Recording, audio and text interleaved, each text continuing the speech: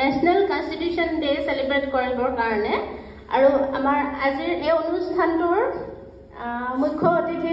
ইতিমধ্যে আমাৰ মাজত উপস্থিত হৈছে মই তেখেতক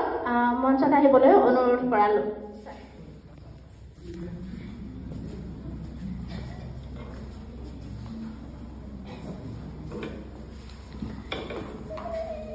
ইয়াৰ পিছত মই নৰ্থ কামৰূপ কলেজৰ অধ্যক্ষ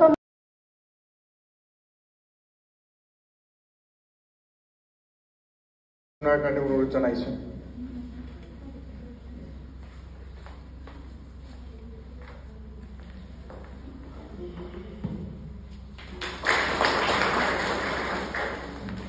আৰু আমি আজি আপোনালোকৰ লগত দুষাৰ ক'বলৈ সংবিধান দিৱস উপলক্ষে দুষাৰ ক'বলৈ সুযোগ দিয়াৰ বাবে মই ধন্যবাদ জনাইছোঁ IQACৰ কোঅৰ্ডিনেটৰ পংকজ কলিতাদেৱ যিখিনি হেৰি আছিলে যিখিনি সংবিধান দেশ চলাবৰ কাৰণে আমি কওঁ ভেলিউজ বুলি কওঁ গণতান্ত্ৰিক পদ্ধতি বা গণতান্ত্ৰিক যিখিনি নিয়ম নীতি বা যিখিনি নিয়মাৱলী বা অধিকাৰৰ কথা আছে ডিউটিৰ কথা আছে আমাৰ সেই গোটেইখিনি সন্নিৱিষ্ট কৰি পেলাই আমাৰ কৰিছিলে আৰু সেইকাৰণে সম্ভৱতঃ যে আমাৰ কনষ্টিটিউশ্যন আমাৰ সংবিধানখন হৈছে যে সকলোতকে নাগৰিক হিচাপে আমাৰ কি সম্পৰ্ক আমাৰ ছাত্ৰ ছাত্ৰী হিচাপে আমাৰ কি সম্পৰ্ক আমি যদি চাওঁ আমি যদি ফাণ্ডামেণ্টেল ৰাইটছৰ যোৱালৈকে আমি যদি নেচাৰেল ৰাইটছ প্ৰথমে বুজি পাব লাগিব যে অধিকাৰনো কি বস্তু লোকে যেতিয়া নেচাৰেল ৰাইটছৰ কথা আমাৰ পলিটিকেল চাইন্সৰ ষ্টুডেণ্ট আছে পঢ়াব ভালকৈ পঢ়াইছে চাই ছ'চিয়েল কণ্ট্ৰেক্টত তাত জনলোকৰ যিখন আছিলে তাত আৰু ষ্টেট আৰু ইণ্ডিভিজুৱেলৰ এটা কণ্ট্ৰেক্ট হয় তাত কণ্ট্ৰেক্টটো হওঁতে তেতিয়া জনলোকে কৈছিলে যদিও এই তিনিটাৰ কথা কৈছিলে আৰু এই তেতিয়া সেই ৰাইটছ তেতিয়াৰ পৰা অৰিজিন হৈ আহি তাৰপিছত যেতিয়া universal declaration of human rights হৈছে 1948ৰ হিউমেন বিং আমাৰ ওপৰত ডিপেণ্ড কৰিব আমাৰ সভ্য নাগৰিক হিচাপে সুনাগৰিক হিচাপে এখন মানে দায়িত্বশীল নাগৰিক হিচাপে দায়িত্বশীল ষ্টুডেণ্ট হিচাপে ভৱিষ্যতৰ আমাৰ দেশক আগবঢ়াই লৈ যাব বিচাৰিলে এইখিনি ডাইলগ কৰাটো আমাৰ কাৰণে মৌলিক কৰ্তব্য এইখিনি পালন কৰিব লাগে আৰু এতিয়া ফাণ্ডামেণ্টেল মৌলিক অধিকাৰসমূহ আমি দেখিছোঁ যে সৰ্বপৰিলে 32 কনষ্টিটিউচনেল ৰেমেডিজ আছে আৰ্টিকেলৰ তাত আমি কৰিব পাৰোঁ মৌলিক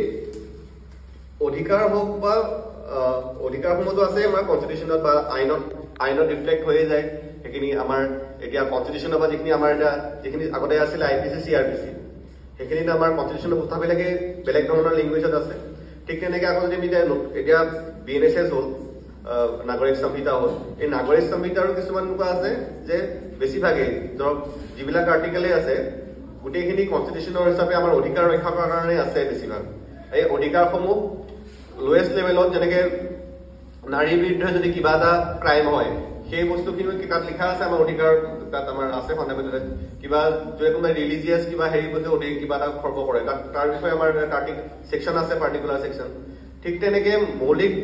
কৰ্তব্যসমূহৰ কাৰণেও কিছুমান বস্তু আমাৰ আছে যেনেকৈ ছেকশ্যন কিছুমান আছে যেনেকৈ এটা আছে যেনেকৈ হেৰি এতিয়া ছেকশ্যন 189 আছে BNSSৰ মানে ভাৰতীয় নাগৰিক সংহিতা তাত আছে কি 191 তাত ৰাইটিং মানে এটা তাত ছেকশ্যনটোত ৰাইটিংটো যিটো আমাৰ আন্দোলন কৰোঁ বা ৰায়ট যিটো কৰা হয় সেইটো কৰা তাত এটা পানিছমেণ্ট তাত দিয়া আছে এফালে আমাৰ ফাণ্ডামেণ্টেল ডিউটিছত কি কৰা আছে যে আমাৰ পাব্লিক প্ৰপাৰ্টি আমি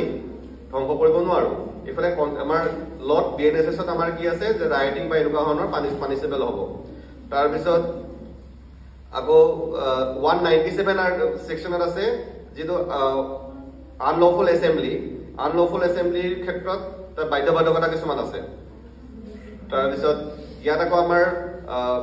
আকৌ যদি চাওঁ কিছুমান ছেকশ্যন 152ত আছে 152ত আছে আমাৰ দেশৰ যদি আমি কিবা দেশৰ বিৰুদ্ধে কিবা ধৰণৰ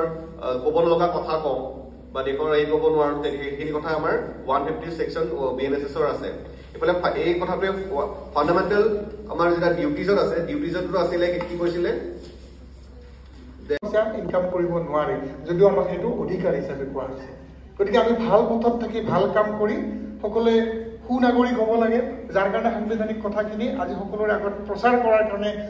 আমাৰ যিখন চৰকাৰ 2015 চনৰ পৰা আজিৰ দিনটোক সেইকাৰণে সংবিধান দিৱস হিচাপে পালন কৰিব দিয়া হৈছে অৰ্থাৎ মেইন কথাটোৱে হৈছে কি যে সাংবিধানিক নীতি নিয়মখিনিৰ প্ৰচাৰ হ'ব লাগে প্ৰসাৰ হ'ব লাগে সকলোৱে জানিব লাগে এই কথাখিনি আৰু ছাৰে সেই কথাখিনিয়ে কৈছে গতিকে আজি আৰু আমি বেছি দীঘলীয়া নকৰোঁ